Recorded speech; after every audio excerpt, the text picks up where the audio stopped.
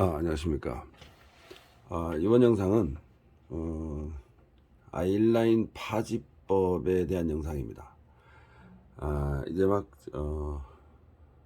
반영과장을 이제 처음 배우시는 분들이 입장에서 보면 이 아이라인 기술이 제일 어려운 기술이라고 말씀하시는 분도 계실 텐데요. 사실 이 중국에서는 이 아이라인 기술을 눈썹 기술보다 더 중요하게 생각하는 그런 지역도 있기는 합니다. 왜 이게 중요한 눈부위이기 때문에 안전이 굉장히 중요하지 않느냐 뭐 이런 차원이었습니다. 그래서 아이라인은 사실은 안전에만 유의하게 되면 반영구 화장 기술 중에는 가장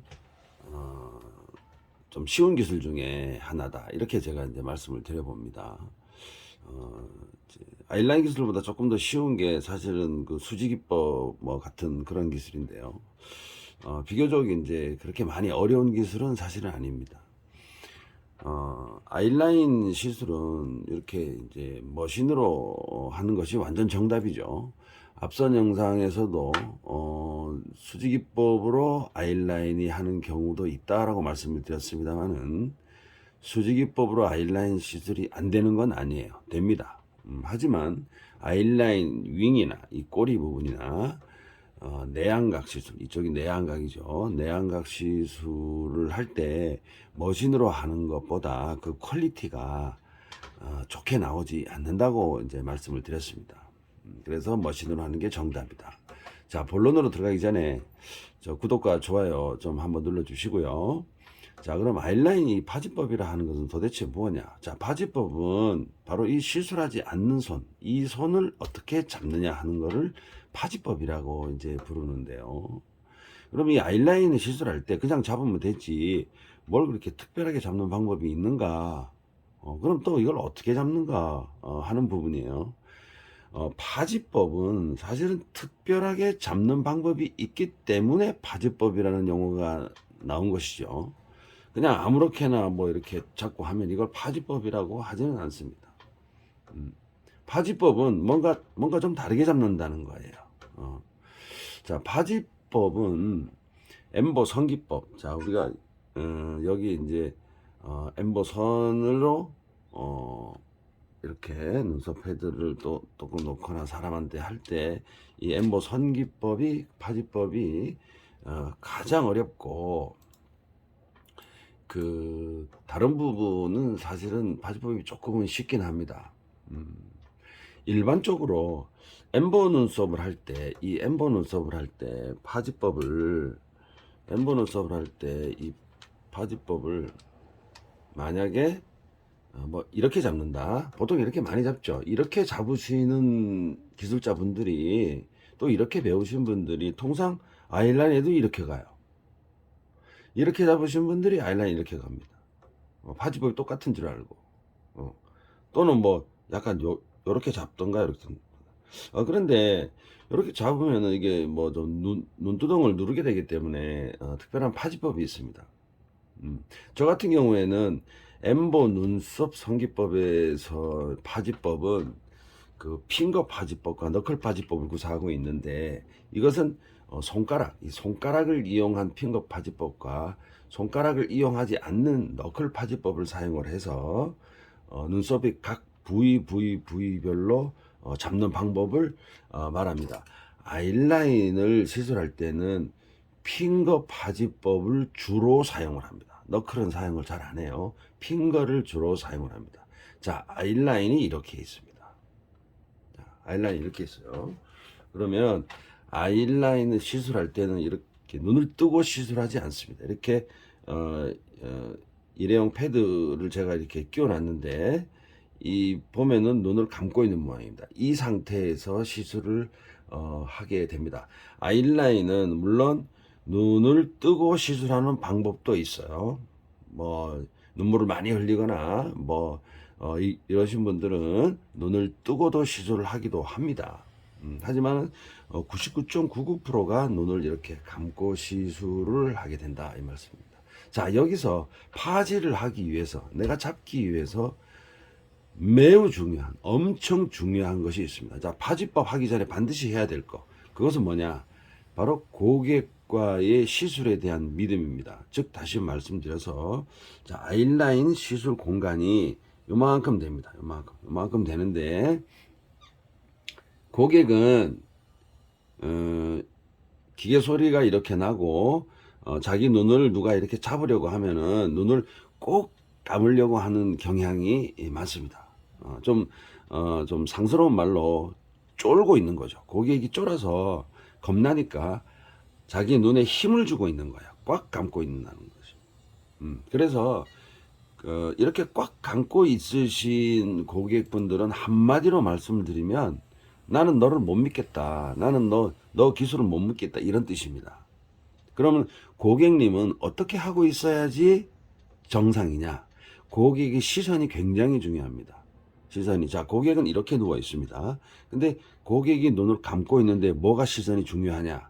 굉장히 중요합니다. 고객은 눈을 뜨고 있거나 감고 있거나 했을 때에도 시선은 반드시 이쪽, 아래쪽, 저쪽을 보고 있어야 돼요. 가슴 위쪽에 뭘 커다란 농구공을 하나 이렇게 올려놨다라는 그런 느낌으로 그 농구공을 본다는 느낌으로 아래쪽을 보게 됩니다. 자, 우리 기술자들이 이 아이라인을 시술하려고 이렇게 시술 공간을 하려고 속눈썹 커프를 이렇게 들었을 때 허연 흰자위만 보였다 이러면은 그거는 이 고객이 완전 쫄고 있다는 거예요. 그렇게 하시면 안 되고, 우리가 잠을 자는 애기들 눈꺼풀을 이렇게 들으면 까만 눈동자가 보이죠, 그죠?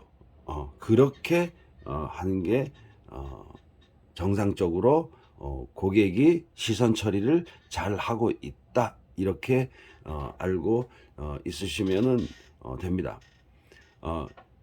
만약에 고객이 시선이 머리 위쪽으로 보거나 흰자위가 보였을 경우에는 고객 시선이 눈동자가 저쪽으로 가 있는 거예요. 이마 쪽으로 가 있기 때문에 이렇게 되면은 내안각과 외안각 시술을 절대로 할 수가 없어요.